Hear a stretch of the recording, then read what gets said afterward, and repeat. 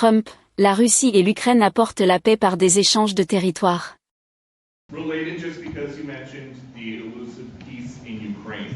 Right. Who is holding up this Ukraine ceasefire summit? Is it Putin or is it Zelensky? Well, I think it's that one is, as you know, we've been working on a lot of these deals. We've closed every single one of them all throughout the world, and that's the last of them.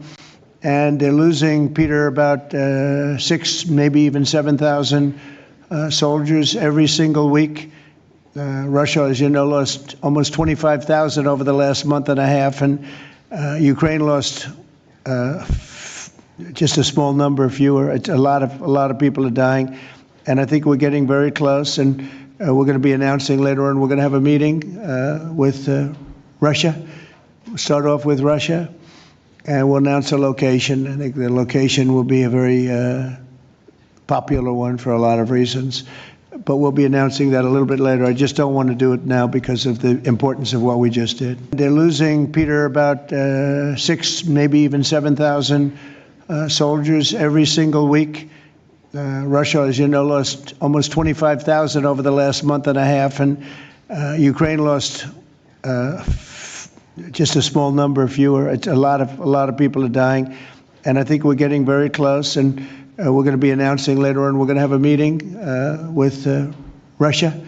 We'll start off with Russia, and we'll announce a location. I think the location will be a very popular one for a lot of reasons. But we'll be announcing that a little bit later. I just don't want to do it now because of the importance of what we just did. And I completely understand. Yeah, please, go ahead. Hasn't figured out by now, in years of war, how to deal with you and to deal with Putin without needing permission to make concessions from his parliament or from a national referendum. Well, he's going out and getting what he needs. You know, he's not authorized to do certain things. I said, well, you're going to have to get it fast because, you know, we're getting very close to a deal. And he's doing that, and he's working with the European nations, and they're terrific people, terrific leaders, NATO. And as you know, I became very friendly with them. They agreed to go from 2% to 5%. 2% that they didn't pay to 5% that they've already paid. It's trillions of dollars. So, you know, we're working together very closely. But no, in all fairness to President Zelensky, he's getting everything he needs to assuming we get something done. But Mr. President, with this meeting with Putin, is this Russia's last chance to achieve peace? And do you expect Ukraine to make any type of territorial concession? Yeah, I don't like using the term last chance. Look, it's, you know, look, this is two very, very smart people. They've been going at it and their predecessors also very smart.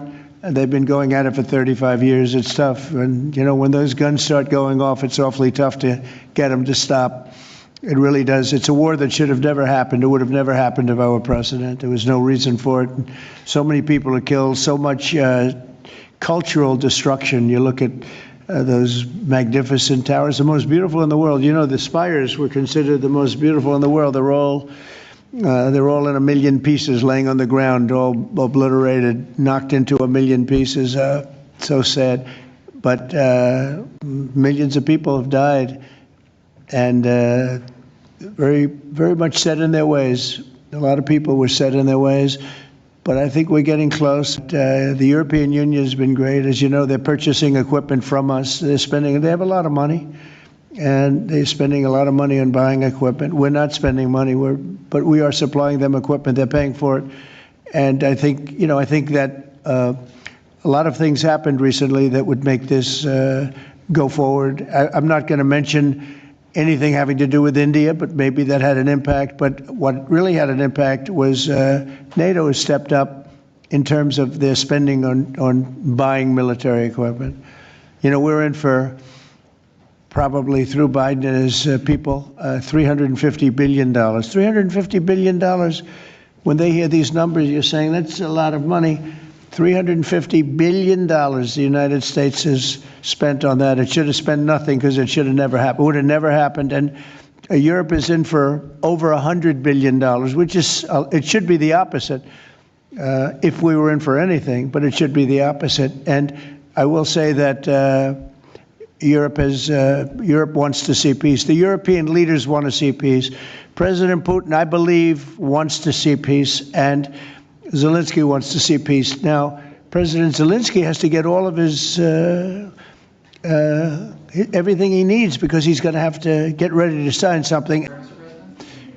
Well, you're looking at territory that's been fought over for 3.5 years with, a lot of Russians have died, a lot of Ukrainians have died. So we're looking at that, but we're actually looking to get some back and some swapping. It's complicated. It's actually nothing easy. It's very complicated, but we're going to get some back. We're going to get some switched. There'll be some swapping of territories to the betterment of both. And but we'll be talking about that either later or tomorrow or whatever. I ask you, have you spoken to Russian President Putin yet? And would you go to Russia or Ukraine? And what exactly would you say to him? We'll be announcing a location in maybe a little while, and I think you'll be very happy. We'll see what happens, right? All we can do is do our best. We've been working on this one for a long time. This is a very complicated one also. This was extremely complicated, but we made it less complicated, and we had two very brilliant people on my right and my left. They understood what was at stake. I think if it didn't get done now, it might have never gotten done. So this is the same, very similar with Ukraine. It became more and more complicated as time went on. It was simple at the beginning. It wasn't going to happen. But it became more and more complicated. But I think we're getting close. Yes, ma'am. Yes, go ahead, please. Could the location for the summit be Italy? Location, Italy. I will give it to you very soon. Honestly, I don't want to do anything. These guys, I don't want to do anything where that's like, because this is a bigger story than a location. A location's good. I'm a real estate person. I know about location, but there's nothing to compete with this in terms of what we're doing today. It's just such a great achievement for these two. Really, they'll go down as great leaders for what they did. I put them together, but what they have been able, and I don't want to do anything. So we'll talk about it later. Today, we'll give you a location today. Cartels too. You were talking about sending military forces to fight against the drug cartels in Latin America. Do you think it's worth sending our forces, our U.S. forces there to take this on? Cartels where? Central Latin America. Well, Latin America's got a lot of cartels. They've got a lot of drugs flowing. So, we want to protect our country. We have to protect our country. We haven't been doing it for 4 years. And we love this country like they love their countries. We have to protect our country. So, we're playing a tough game, but we'll have more to say about that soon. Yes, ma'am. Mr. President, I'm Musala from Azerbaijan News Agency Report. So we are grateful to be here. Today you host a truly historic meeting. As a person who values diplomacy and global interaction, do you consider the possibility to visiting Azerbaijan? Actually, you mentioned Azerbaijan and Armenia after this meeting. Well, To visit our countries, do you consider to visit? Wow. which one do I consider better? Yes. Oh, I think if I ever said that you would say this guy couldn't have solved the problem.